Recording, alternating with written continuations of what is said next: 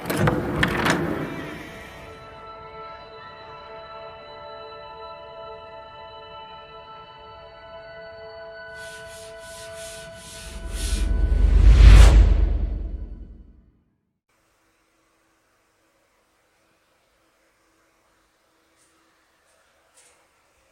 Everyone, I am Dhananjay from Dhananjay classes.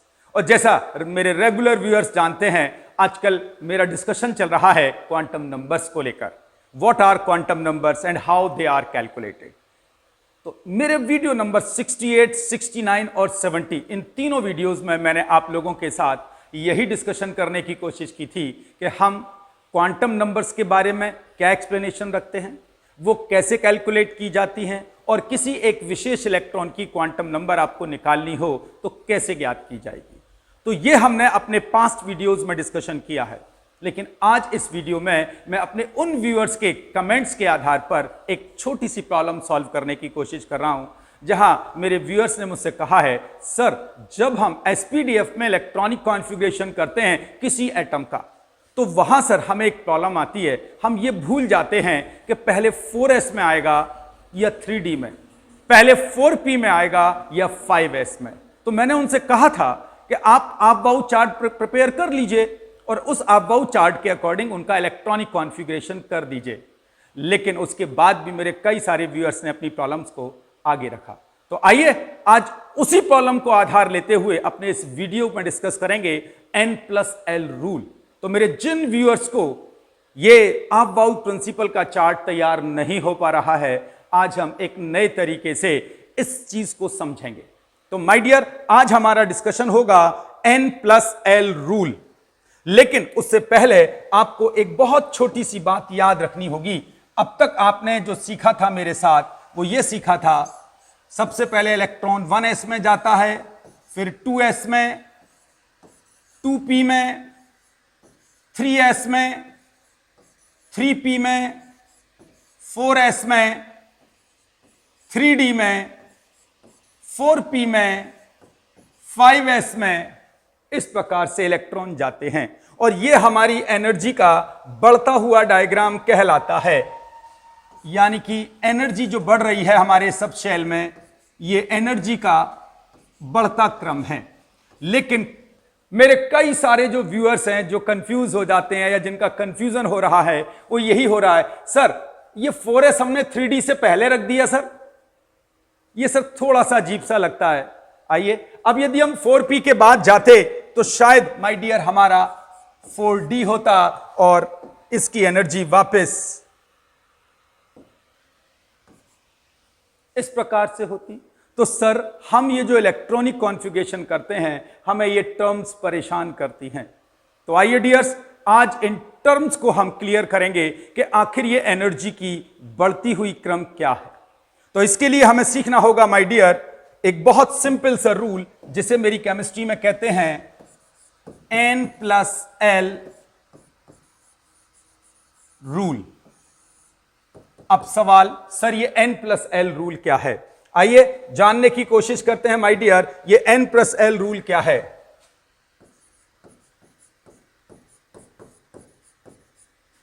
इस नियम के अनुसार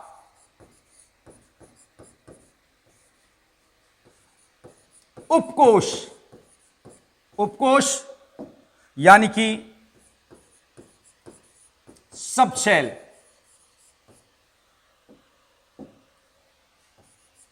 में इलेक्ट्रॉन का वितरण मींस कॉन्फ़िगरेशन,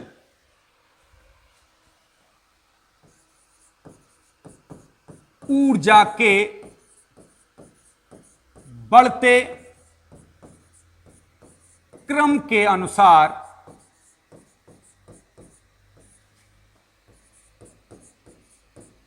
होता है। अर्थात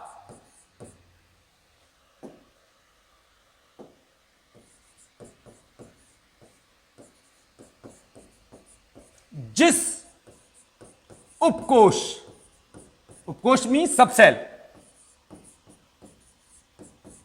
के लिए n+l का मान कम होता है इलेक्ट्रॉन पहले उस उपकोष में प्रवेश करता है। ध्यान दीजिएगा मेरी बातों को। और यदि दो उपकोषों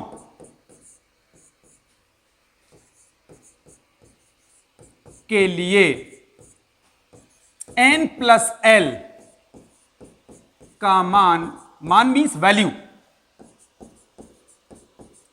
समान हो तो इलेक्ट्रॉन पहले उस उपकोष में प्रवेश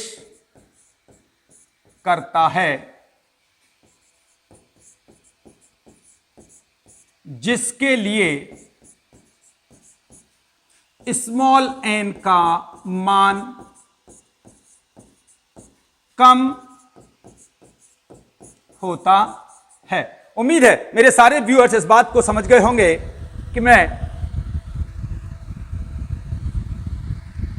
किस आर्टिकल की बात कर रहा हूं और क्यों कर रहा हूं। लेकिन अब भी आप में से मेरे कई सारे व्यूअर्स ऐसे हैं जो एक चीज में कंफ्यूज हैं, और वो केवल वही व्यूअर्स हैं जो मेरे वीडियोस के साथ लगातार नहीं जुड़े, जो पहली बार शायद मेरे वीडियो को देख रहे हैं और वो कंफ्यूज हैं इस चीज को लेकर, सर यहां स्मॉल n और स्मॉल l का मतलब क्या है। तो माय डियर, स्मॉल n का मतलब है यहां मुख्य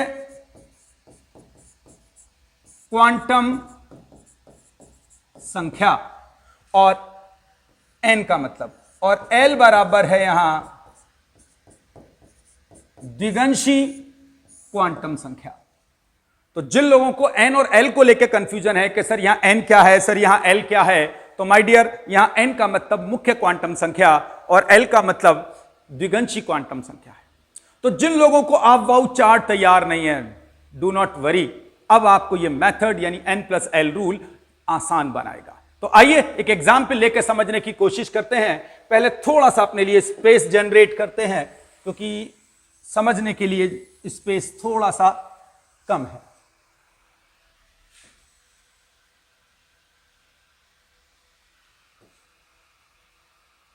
I think everything is okay. अब हम बात करेंगे, पहले एक रूल याद रखिएगा, बहुत इंपॉर्टेंट है उस रूल को लर्न करना। क्या? हमेशा हमेशा S सब शेल के लिए L का मतलब 0 होता है, P सब शेल के लिए L का मतलब 1 होता है, D सब शेल के लिए L का मतलब 2 होता है और F सब शेल के लिए L का मतलब 3 होता है। ये बात मेरे सारे व्यूअर्स याद रखते होंगे, ये मैंने अपने पिछले वीडियो के अंदर आपके साथ एकदम बढ़िया से क्लियर किया था। This is a rule my dear. क्या? कि यदि आपका इलेक्ट्रॉन s ऑर्बिटल में या s सब शेल में गया है तो उसके लिए L मीन्स द्विगंशी क्वांटम नंबर यानी कि एजीमुथल क्वांटम नंबर हमेशा 0 लें। P के लिए एजीमुथल की वैल्यू 1, D के लिए 2 और F के लिए 3 होती है। My dear it is a rule. आइए आगे चलते हैं एक एग्जाम्पल से समझने की कोशिश।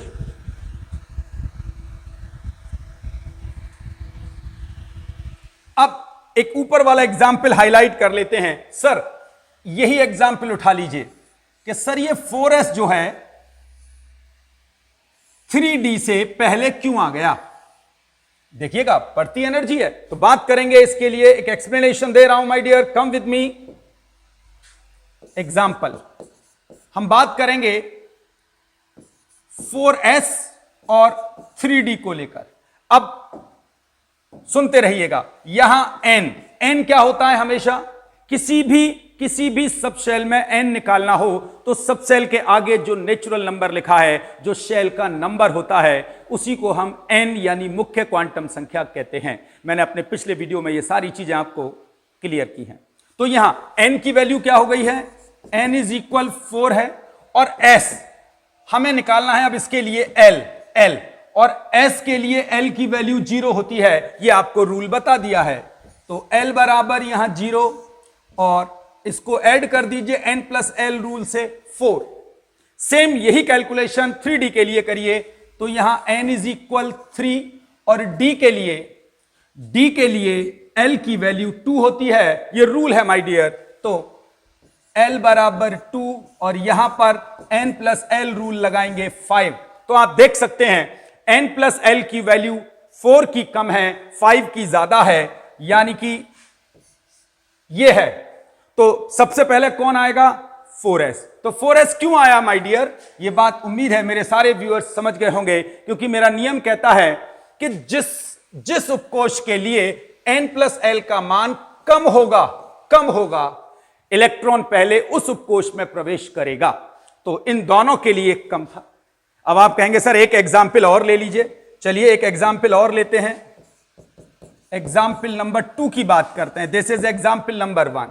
एग्जाम्पल 2 में बात करें तो सर जरा इन दोनों पे आप कैलकुलेट करिए कि 5s पहले क्यों आया और 4d बाद में क्यों आया। उठा लेते हैं जल्दी से 5s and 4d। Is that clear my dear? इनको थोड़ा थोड़ा सा स्पेस जनरेट कर लेते हैं जिससे अपन चीजों को बहुत अच्छे से समझ सकें।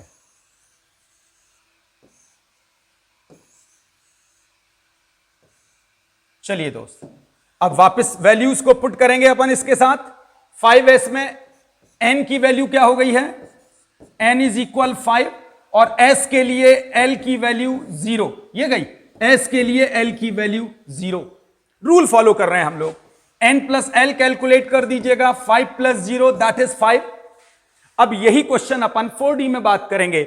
4d के लिए निकालेंगे n इज इक्वल 4 और l is equal, just you will check, d के लिए l की वैल्यू 2 यानी n प्लस एल क्या हो गया है 4 2 6, और 5 और 6 में से किसकी वैल्यू कम है, पक्की बात f5 की वैल्यू कम है, 6 ज्यादा है, यानी कि n प्लस एल में जिसकी वैल्यू कम होगी इलेक्ट्रॉन पहले उसमें जाएगा, यानी इलेक्ट्रॉन पहले 5s में जाएगा फिर 4d में जाएगा।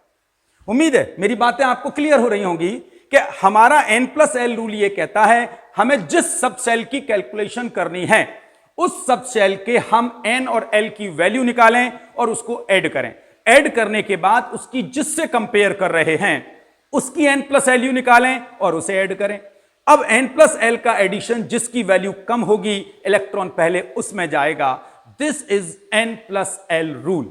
अब एक दूसरा एग्जाम्पल लेते हैं जो हमें ज्यादा मजबूत करेगा।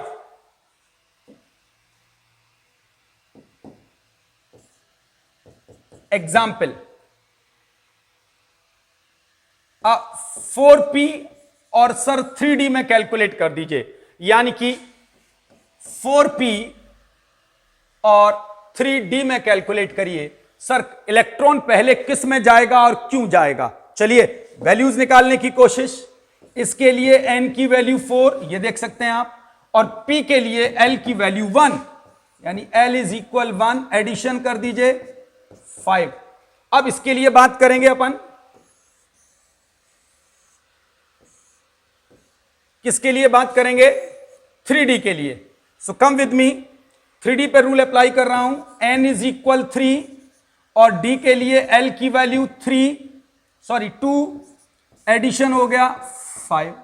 सर यस सर इन दोनों के लिए तो n प्लस एल की वैल्यू सेम है, यस सेम है, तो सर फिर इलेक्ट्रॉन किस में जाएगा, तो मैंने लिखवाया है, देखिए यदि दो उपकोषों के लिए n प्लस एल का मान समान हो तो इलेक्ट्रॉन पहले उस उपकोष में प्रवेश करता है जिसके लिए, गौर से देखिएगा माय डियर, जिसके लिए n का मान कम होता है। तो इन दोनों में से n का मान किसका कम है, इसका।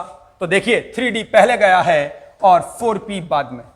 तो ऐसी स्थिति के अंदर एनर्जी किसकी कम मानी जाएगी, इसकी कम होगी।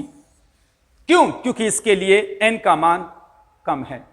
तो उम्मीद करता हूं दोस्तों आपको n प्लस एल रूल समझ में आ गया होगा।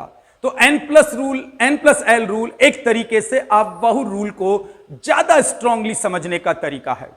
और अब भी आपको ऐसा लगता है कि आपको यह रूल परेशान कर रहा है, तो एक वीडियो पर कमेंट करके मुझे पूछिएगा। मैं पूरी कोशिश करूंगा आपको आपके क्वेश्चन का आंसर देने की। अपनी वाणी को यहीं विराम दूंगा। अगले वीडियो में जल्दी मिलूंगा आपके लिए। तब तक के लिए नमस्कार।